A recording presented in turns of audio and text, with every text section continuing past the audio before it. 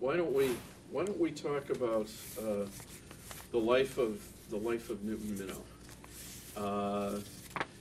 You were give us a thumbnail sketch of your family life and then your professional life. I was born and raised in Milwaukee, and I went to Washington High School in Milwaukee along with Abner Mikva, who was my childhood friend, and Judge Milton Shader. We just had lunch the other day, the three of us talking about this. And at age 17, I enlisted in the Army. The World War II was going on. And I never made it to graduation. I was called up, sent to the University of Michigan to study engineering. And the war then took a very bad turn. The college program ended, and we were sent to basic training as combat engineers. One of the worst jobs you could possibly have. And I was sent overseas, and I discovered they call it an MOS specialty. It was taking a thing like a vacuum cleaner to get rid of the landmines before the infantry got there.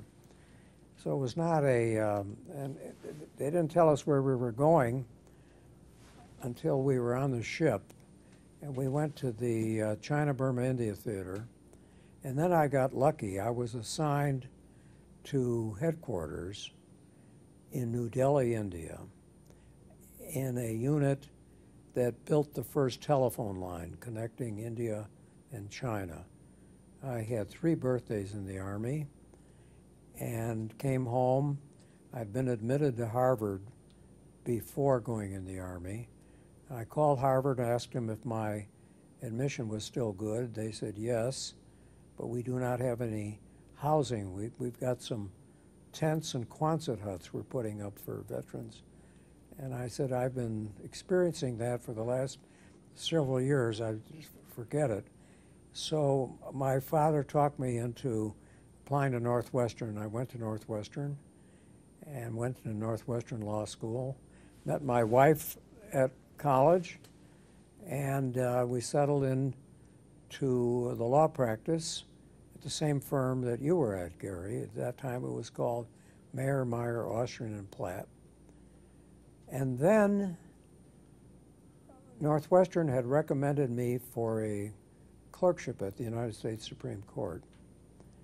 And a man named Dan Walker, who later became governor of Illinois, who was also a Northwestern graduate, he was a Naval Reserve officer, and he was called back to the Navy during the war, Korean War. And I succeeded him at the Supreme Court and was with the Chief Justice. And then Governor Adlai Stevenson offered me a job to be assistant counsel as governor. And as I arrived, Stevenson was chosen to be candidate for president. At age 26, I was in effect the acting governor of Illinois because everybody else went off on the campaign, and I was left alone in the governor's office. After Stevenson lost, I went back to Miramar, was there several years, and then Adlai Stevenson called me, told me he was starting a law firm, wanted to invite me to join him, which I did, and we were together. We later became the Chicago office of the Paul Weiss firm in New York, and I was there until Kennedy was elected. And then Kennedy, there were 4 of us, all 4 of us went in the government. We closed the law office. And I became chairman of the Federal Communications Commission. And then after that, we returned to Chicago. That, in a nutshell, is really what happened. Well, let me go over those phases one at a time. Could you tell us about your family in Milwaukee? My family were, both my parents were not born in the United States. They were both born in what is now the Ukraine. They came here as very small children.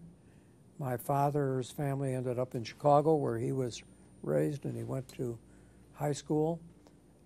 He went to Medill High School in Chicago. My mother... That's the west side. West side. My mother was a super student, but never made it to high school because the family needed her to go to work. They married, and my dad moved to Milwaukee to go into business with my mother's brothers, and they developed a laundry dry cleaning business, which was successful. And I had an older brother who was physically disabled. He had a form of like cerebral palsy, and I have a younger sister. And Milwaukee was a very good place to grow up. Now, you mentioned a brother who was disabled. In those times, disabled people were often kept in the dark. How did your family handle that? My mother was a very strong person, and the public schools in Milwaukee didn't want to take my brother. And she insisted, and he ended up graduating from college. She refused to permit that kind of treatment. Now, when you, so did you work as a teenager? Did you work in the family business? I worked in the family business in the summers and Saturdays. I used to drive a delivery truck for the laundry. And my dad, in his 60s, retired, sold his interest to his nephews. And the mother and father spent the last years of their lives in California. So you began, well, you enlisted for the Army. I enlisted. I knew, as I think back about it, I was kind of dumb. I should have gone to Harvard for at least a semester, probably a year, but I didn't. I was very strong about the war, and I enlisted. Now, at that point, before you served in the Army, what did you think your major was going to be? What did you think your profession would be? I really didn't know, but I know I had a marvelous, marvelous high school education. Mm-hmm. Judge Shader and Abner Mikva and I just talked about that a week ago. Washington High School was a better education, Milton, Abner, and I agree, than we got in college. It was, we were trying to figure out why. It was a working class neighborhood. It was very strict, Teutonic. It was very disciplined, very strict. And we had a wonderful education there. Now, during your service in the Army, did you see any action? No, I was very fortunate. Our unit, some of our unit did. We built that first telephone line. My job, I was a sergeant. I became a sergeant, and my job was handling a switchboard, which was the first time India could talk to China on the phone. And so I was very fortunate. I spent most of the war in New Delhi. I've been in Calcutta, I've been in Bombay, I've been in Karachi, was then part of India. I was in Srinagar in Kashmir. And so I had a very safe post.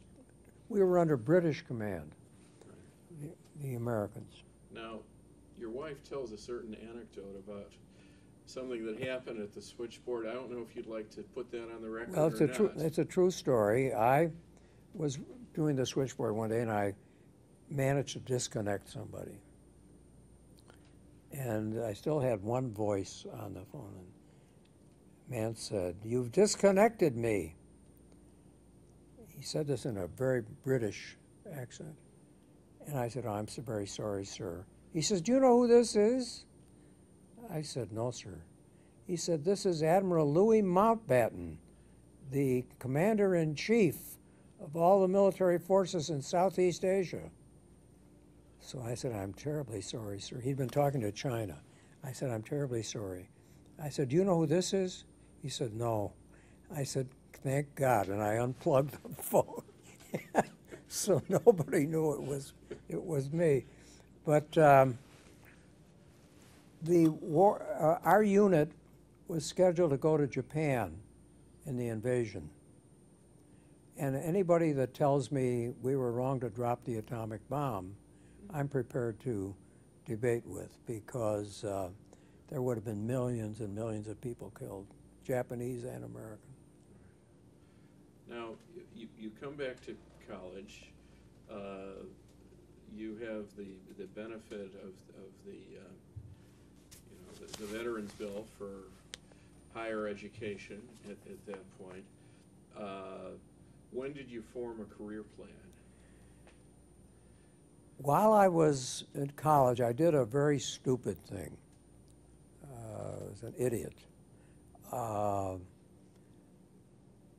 had credit for one semester at the University of Michigan. I rushed through Northwestern going in the summer, and then I learned that if you applied to Northwestern Law School, you could get in after your junior year of college, and your first year of law school would count as your last year of college. And I, like most veterans at that time, were anxious to make up the time we had lost in the service. So I rushed into that, and I got out of law school the same time I would have gotten out if I had had 4 years of college and 3 years of law school. So I cut short my education, I've always felt. I was very fortunate at law school. I decided, I had two uncles that were lawyers, and I decided that I think the Army had a big impact on my thinking. The Army made me very interested in politics and government, which my family was not interested in. And I felt being a lawyer was the best training to have that kind of a life. So that's why I went to law school. Now, Northwestern Law School in those days had some real greats on the Northwestern faculty. Law School at that time, John Stevens was there when I was there. My partner, Howard Treenans, was there when I was there. Northwestern Law School at that time was regarded as a better law school than the University of Chicago Law School. That is not true, I think, today, but at that time that was true, because when Edward Levy became dean at the University of Chicago Law School, he hired the best professors from Northwestern to go to the University of Chicago Law School. So who in particular on the faculty recommended you for the clerkship? A professor named Willard Pedrick, who had been law clerk to Chief Justice Vinson when Vinson was on the Court of Appeals. And Chief Justice Vinson took most of his law clerks from Northwestern.